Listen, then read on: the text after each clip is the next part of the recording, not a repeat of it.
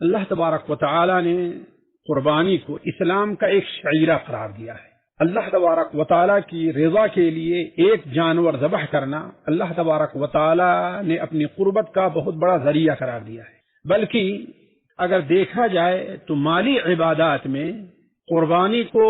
وہی حیثیت حاصل ہے جو جسمانی عبادات میں نماز کو حاصل ہے۔ اسی لیے اللہ تبارک و تعالی نے قرآن مجید میں نماز اور قربانی کو ایک ساتھ بیان کیا ہے۔ انا اعطیناک الکوثر، جہاں اللہ تبارک و تعالی نے نبی کریم صلی اللہ علیہ وسلم پر اپنا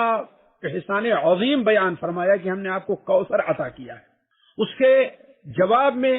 شکریہ کے طور پر نبی کریم صلی اللہ علیہ وسلم سے اللہ تعالیٰ نے دو چیزوں کا مطالبہ کیا ہے۔ وہ کیا ہے؟ فصلی لربک وانحر،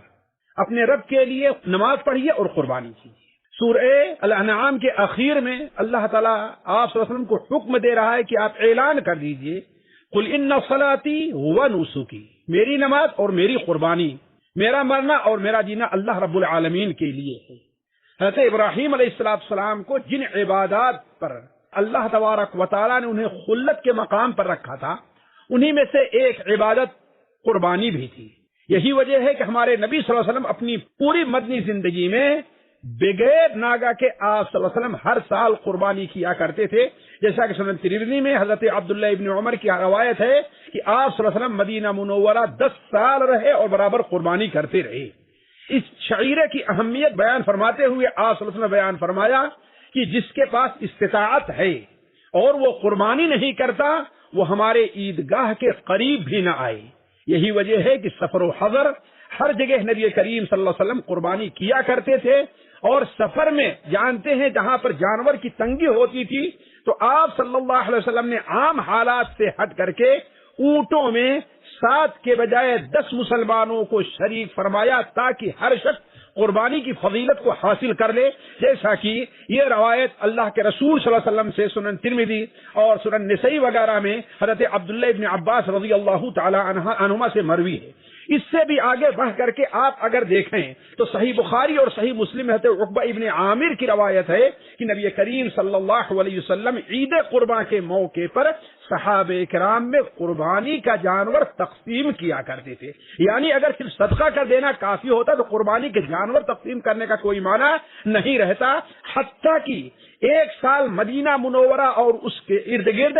سخت اقتصادی پریشانی ہوئی، لوگ بھوکے تھے۔ ایسے موقع پر جب عید قرباں کا موقع آیا تو صحرا اور بادیہ کے علاقے سے بہت سے لوگ مدینہ منورہ جگہ اکٹھا ہو گئے۔ آپ صلی اللہ علیہ وسلم نے یہ نہیں فرمایا کہ اپنی قربانی کے جانور اور ان کی قیمت کو ان پر صدقہ کر دو، نہیں، قربانی کرو۔ البتہ آپ صلی اللہ علیہ وسلم نے بیان فرمایا کہ دیکھو، قربانی کے گوشت کو ذخیرہ کر کے نہ رکھو، 1 دن 2 دن 3 دن کھاؤ اور باقی جو بچتا ہے اسے ان لوگوں میں تقسیم کر دو۔ بلکہ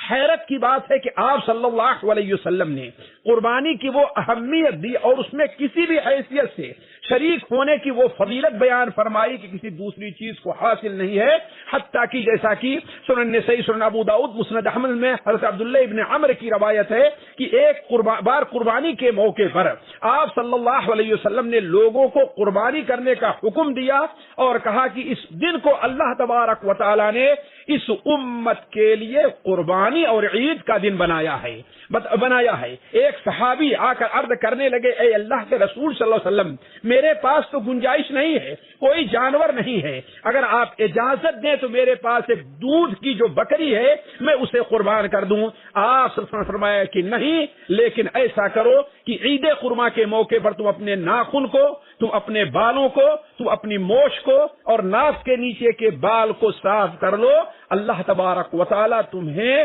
مکمل قربانی کا ثواب عطا فرمائے گا۔ لیکن ساتھیوں، ان تمام تاکیدوں کے ساتھ بڑے افسوس کے ساتھ یہ کہنا پڑتا ہے کہ نبی صلی اللہ علیہ وسلم کے نزدیک قربانی کا یہ مقام ہے، اس کے باوجود آج خود مسلمانوں کے درمیان سے آواز اٹھتی ہے کہ اس وقت لوگ معاشی طور پر پریشان ہیں، لہذا قربانی کرنے کے بجائے اس کی قیمت کو لوگوں میں تقسیم کر دیا جائے۔ انہیں حضرت سعید بن المسیب رضی اللہ تعالیٰ عنہ کی اس قول پر غور کرنا چاہیے۔ انہوں نے کہا، میرے نزدیک ایک بکری کی قربانی کر دینا جس کی قیمت ساتھیوں مشکل سے 1-2 درہم ہوگی، میرے نزدیک 100 درہم صدقہ کرنے سے بہتر ہے۔ اس لیے ہمیں اور آپ کو یہ جو اسلام کا شعیرہ ہے اسے زندہ کرنا چاہیے، اور صدقہ اور خیرات کے لیے اللہ تعالیٰ نے بہت سے مجال رکھے ہیں۔ اگر اللہ نے ہمیں وسعت دی ہے تو آپ بطور صدقہ کے ایک بکری خرید کر کے کسی غریب کو دے دیجئے کہ وہ اپنے نام سے قربانی کرے، تاکہ آپ کو صدقہ کا بھی ثواب ملے